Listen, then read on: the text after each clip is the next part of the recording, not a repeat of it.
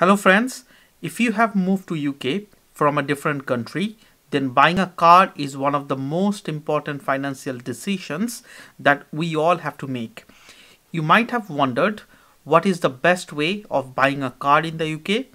Is it best to own it outright by taking a bank loan or paying upfront, or by using a finance deal like PCP, PCH, or leasing a vehicle?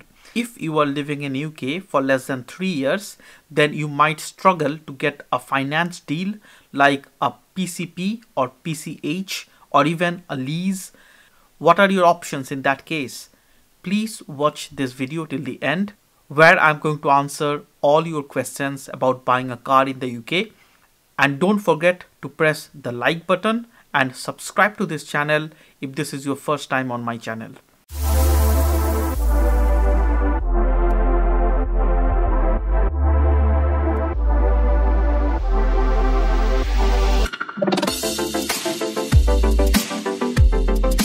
When I was interviewing for my first job in the NHS from India, I was asked if I can drive a car or not.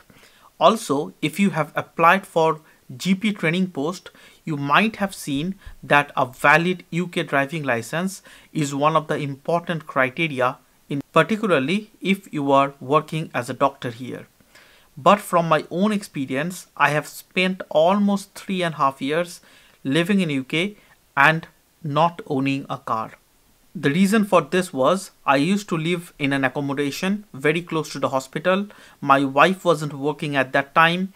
We had supermarket and shops within few minutes of walking distance from my home. There was a train station quite close to my home, and we had frequent bus service to the town center. So to be honest, I never really needed a car for my day-to-day needs. But the situation has completely changed in last 1.5 years. Now we need two cars, one for me and one for my wife, because we both work at two different hospitals which are located in two different towns. Our house is around 3.5 miles away from the town center and the train stations, and we don't have a very frequent bus service here. So the decision of owning a car should be based on your personal circumstances and needs. You have to consider a lot of expenses which comes with owning a car. Number one is the cost of the car. Like any other country, even in UK, there will be a difference between X showroom price and on-road price of a car. You have to add the cost of vehicle tax, car insurance. Ongoing expenses will include the cost of the fuel, servicing and MOT charges after 3 years of the car, parking charges depending on where you live in the UK. The cost of petrol at the moment is £1.47 per litre, and that of diesel is £1.5 per litre. Remember, the fuel cost vary between different gas stations and depends on the location where you are living in the UK. Personal contract purchase or PCP. This is one of the most commonly used method of buying a car. This typically involves paying a deposit and then low monthly installment over a fixed period. At the end of this, you can either pay a lump sum, which is known as balloon payment, and own the car, or you can return the vehicle or sell it privately to pay off the remainder. This suits people who want to change their car frequently and is based around a minimum guaranteed future value of the car. Please be aware that it's important to stick to agreed mileage limits and to keep the car in good condition to avoid penalties. You are hiring the car and you will not own it until the balloon payment is made. It may be less cost effective than hire purchase method of buying the vehicle if you plan to own the car in the end. Leasing the car with personal contract hire. If you are looking to hire a car in the long term and don't want to buy it, the cheapest option will be personal contract hire or PCH. With the PCH agreement, you will get a lease lasting up to 2 to 5 years. You will have to pay around 3 months lease upfront and then a monthly cost till the length of the lease term. Sometimes you get a maintenance package that covers things like annual car tax and servicing.